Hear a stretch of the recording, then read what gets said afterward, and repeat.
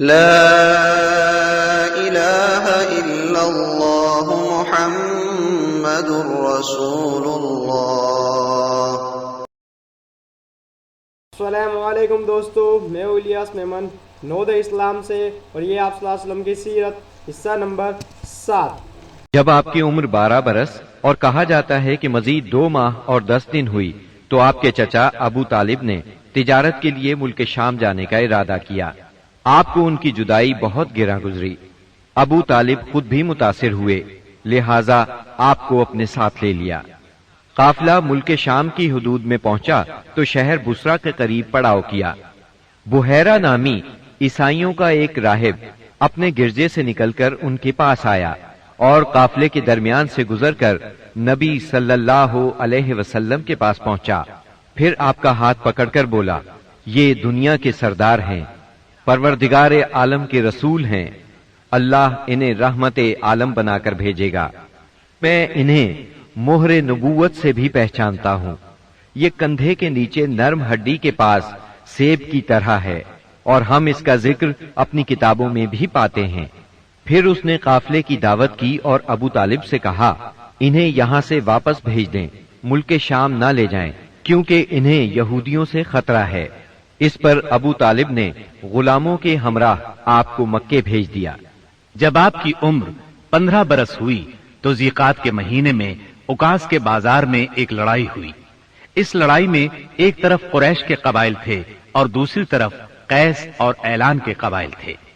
دونوں میں گھمسان کا رن پڑا۔ فریقین کے کتنے ہی آدمی مارے گئے، لیکن پھر انہوں نے صلح کر لی اور طے پایا کہ دونوں طرف کے مقتولین گنے جائیں۔ جدھر زیادہ ہوں ادھر والے زائد مقتولین کا خون بہا لے لیں۔ اس کے بعد جنگ ختم ہو گئی اور باہمی دشمنی کو ختم کر دیا گیا۔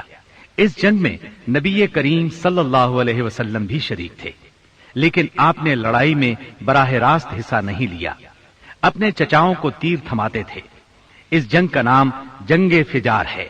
یہ نام اس لیے مشہور ہوا کہ اس میں حرام مہینے کی حرمت پامال کی گئی۔ فجار نام کے واقعات 4 بار پیش آئے، ہر سال ایک واقعہ پیش آتا رہا۔ جنگ فجار والا واقعہ آخری تھا۔ اس سے پہلے کے 3 واقعات میں ہلکے پھلکے جھگڑے ہوئے۔ شدید لڑائی صرف اسی چوتھے واقعے میں ہوئی۔ اس جنگ کے بعد ذیقعد ہی کے مہینے میں 5 قبائل کے درمیان ایک عہد نامہ طے پایا۔ اس عہد نامے کو حلف الفضول کہا جاتا ہے۔ ان قبائل کے نام یہ ہیں: بنو ہاشم، بنو مطلب، بنو اسد، بنی عبد العزا، بنو زہرہ اور بنو تیم۔ اس کی وجہ یہ ہوئی کہ یمن کا ایک آدمی اپنا سامان تجارت لے کر مکے آیا۔ عاص بن وائل نے اس سے وہ مال خرید لیا، لیکن قیمت ادا نہ کی۔ اس نے بنو عبد الدار، بنو مخزوم، بنو سہم اور بنو عدی سے فریاد کی، لیکن انہوں نے کوئی توجہ نہ دی۔ چنانچہ اس نے ابو قبیس کے پہاڑ پر چڑھ کر چند اشعار پڑھے، جن میں اپنی مظلومیت کا نقشہ کھینچا اور آواز لگائی کہ کوئی تو اس کا حق دلانے کے لیے اس کی مدد کرے۔ اس پر زبیر بن عبد المطلب نے دوڑ دھوپ کی، لہذا اس قبیلے کے افراد بنو تیم کے سردار عبداللہ بن جدعان کے گھر میں جمع ہوئے اور آپس میں عہد و پیمان کیا کہ مکے میں جو بھی مظلوم نظر آئے، خواہ مکے کا رہنے والا ہو یا کسی اور جگہ کا، یہ سب اس کی حمایت میں اٹھ کھڑے ہوں گے۔ انہوں نے عاص بن وائل سے بھی اس کا حق لے کر اس کے حوالے کیا۔ اس عہد و پیمان میں آپ بھی اپنے چچاؤں کے ساتھ تھے۔ نبوت سے سرفراز ہونے کے بعد آپ فرمایا کرتے تھے، میں عبداللہ بن جدعان کے مکان پر ایک ایسے معاہدے میں شریک ہوا کہ مجھے اس کے بدلے سرخ اونٹ بھی پسند نہیں، اور اگر میں اس کے لیے اسلام کے دور میں بلایا جاتا تو ضرور جاتا۔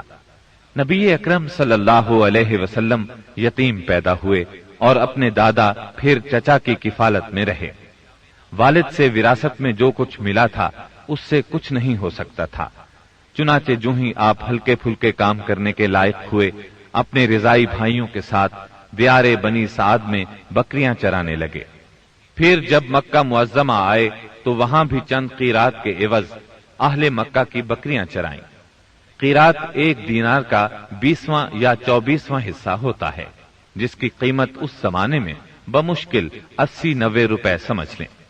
कम उम्री में बकरियां चराना अंबिया की सुन्नत है।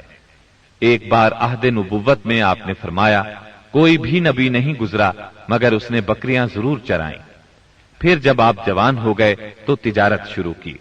बाज रिवायात की रूह से आप साइब बिन अबी साइब के साथ मिलकर तिजारत करते थे। आप तिजारत में बेहतरीन साथी थे। लेन देन के मामले में लड़ते झगड़ते थे, न बहस करते थे। तमाम मामलात में आप हद दर्जे अमानतदार, सच्चे और परहेजगार मशहूर थे। जिंदगी के सभी मैदानों में आपका यही तरीका था। इसी बिना पर आपका लक़ब ही अमीन मशहूर हो गया था। इन तमाम वजूहात की बिना पर आपकी शोहरत सुनकर सैयदा खदीजा ने आपको तिजारत के लिए अपने माल की पेशकश की। वो इज्जत और माल दोनों लिहाज से कुरैश की एक मुअज़्ज़ज़ खातून थी। लोगों को उजरत देकर अपना माल तिजारत के लिए भेजा करती थी।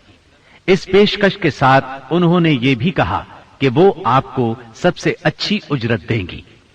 चुनाचे आपने उनके गुलाम मैसरा के साथ शाम का सफर किया, वहां खरीदो फरोख्त की। इस खरीदो फरोख्त में बहुत ज्यादा नफा हुआ। इस कदर बरकत हुई कि पहले कभी इतना मुनाफा नहीं हुआ था। शाम से आप मक्का वापस आए और सैयदा की अमानत उन्हें सौंपी। सैयदा खदीजा ने अमानत और बरकत का ये हाल देखा तो हैरत ज़दा रह गईं। उधर मैसरा ने भी आपकी बातें उन्हें बताईं। तब सैयदा ने महसूस कर लिया कि उन्हें उनकी मुराद मिल गई है। चुनाचे उन्होंने आपसे अपनी सहेली के जरिए से शादी की ख्वाहिश जाहिर की। उन्होंने सैयदा खदीजा के चचा अम्र बिन असद को पैगाम भेजा। इस तरह बात तय हुई। निकाह का खुतबा अबू तालिब ने पढ़ा। उसमें अल्लाह की हम्द व सना की, फिर आपके फजल व शरफ का जिक्र किया। इसके बाद ईजाब व कबूल के अल्फाज कहे और महर बयान किया। ये मुल्क शाम के सफर से वापसी के 2 महीने और चंद दिन बाद की बात है। उस वक्त आपकी उम्र 25 साल थी और सैयदा खदीजा की उम्र 40 साल थी। उनकी उम्र के बारे में कुछ और कौल भी हैं, लेकिन मशहूर कौल 40 ही का है। सैयदा खदीजा की शादी पहले अतीक बिन आयज मखजूमी से हुई थी। वो इंतकाल कर गया तो अबू हाला तैमी से हुई। उससे एक बच्चा भी हुआ, मगर फिर अबू हाला भी फौत हो गया। उसके बाद बड़े बड़े सरदारान कुरैश ने शादी का पैगाम दिया, मगर सैयदा खदीजा राजी न हुई। यहां तक कि अल्लाह ताला ने उन्हें आपकी तरफ माइल कर दिया और इस तरह सैयदा को आप सल्लल्लाहु अलैहि वसल्लम की ज़ौजियत का शरफ हासिल हुआ। सैयदा खदीजा नबी सल्लल्लाहु अलैहि वसल्लम की पहली बीवी थी। उनके जीते जी आपने किसी और से शादी न की। आपकी तमाम औलाद भी उन्हीं से हुई। सिर्फ इब्राहिम मारिया किप्तिया से हुए। आपकी औलाद के नाम ये हैं। पहले कासिम पैदा हुए, फिर ज़ैनब, फिर रुकैया, फिर उम्मे कुलसूम, फिर फातिमा, फिर अब्दुल्ला। बाज मुअर्रिखों ने तादाद औलाद और औलाद की तरतीब इससे मुख्तलिफ भी लिखी है। आप सल्लल्लाहु अलैहि वसल्लम के तमाम लड़के बचपन में फौत हो गए। अलबत्ता तमाम बच्चियों ने आहद नबूवत को पाया, इस्लाम लाई और हिजरत भी की, और सब की सब आपकी जिंदगी ही में इंतकाल कर गई। सिर्फ सैयदा फातिमा आपके 6 माह बाद फौत हुई। आपकी उम्र का 35वां साल था कि एक जोरदार सैलाब आया। उससे खाना काबा की दीवारें फट गईं। एक बार पहले आग भी लगी थी, इसलिए आग की वजह से दीवारें कमजोर हो चुकी थीं। अब कुरैश ने फैसला किया कि खाना काबा की नए सिरे से तामीर की जाए। इस मौके पर उन्होंने फैसला किया कि इस तामीर में सिर्फ हलाल माल ही खर्च करेंगे। चुनाचे रंडी की उजरत, सूद की दौलत और किसी का नाहक लिया हुआ माल इसमें इस्तेमाल नहीं करेंगे। उन्हें खाना काबा गिराते हुए डर भी लग रहा था कि कहीं अल्लाह का अजाब न टूट पड़े। आखिरकार वलीद बिन मुगीरा ने यह कहकर ढाना शुरू कर दिया कि अल्लाह मुस्लिहीन को हलाक नहीं करता। जब लोगों ने देखा कि उसे कुछ नहीं हुआ तो वो भी इस काम में शरीक हो गए और सैयदना इब्राहीम अलैहिस्सलाम वाली बुनियाद तक खाना काबा गिरा डाला। इसके बाद तामीर शुरू की। तामीर के लिए हर कबीले का अलग अलग हिस्सा मुकर्रर था। मुअज़्ज़ज़ीन अपने कांधों पर पत्थर लाते और ढेर लगाते।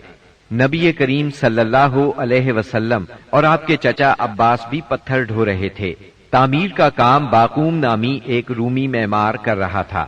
مال چونکہ اس قدر جمع نہ ہو سکا تھا کہ سیدنا ابراہیم علیہ السلام والی بنیادوں پر تعمیر مکمل کی جا سکتی، اس لیے شمال کی طرف سے قریباً 6 ہاتھ چھوڑ کر اس پر ایک چھوٹی سی دیوار اٹھا دی گئی تاکہ علامت باقی رہے کہ یہ بھی خانہ کعبہ کا حصہ ہے۔